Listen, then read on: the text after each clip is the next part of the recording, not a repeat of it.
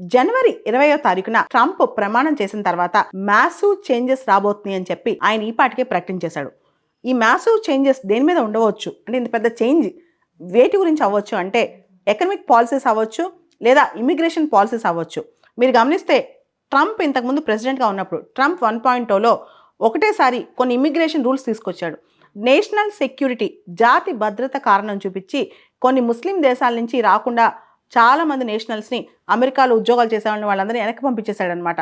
ఈ టైంలో ట్రంప్ మళ్ళా ప్రమాణ స్వీకారం చేసినప్పుడు ఎలాంటి చేంజెస్ అయినా రావచ్చని, అన్ప్రిడిక్టబుల్ చేంజెస్ రావచ్చని కూడా చాలామంది నిపుణులు చెప్తున్నారు. ట్రంప్ ఇప్పటికే ఇంకో మాట కూడా చెప్పారు. 2021లో క్యాపిటల్ హిల్ అటాక్లో ఎవరైతే ఉన్నారో, ఎవరైతే అరెస్ట్ అయి ఉన్నారో 900 మందికి కూడా నేను క్షమాభిక్ష పెడతానని చెప్పి ఒకటేసారి అల్లర్లు చేసిన 900 మంది మూకకి క్షమాభిక్ష ఇచ్చేస్తా అంట ఈయన ప్రెసిడెంట్ కాగానే.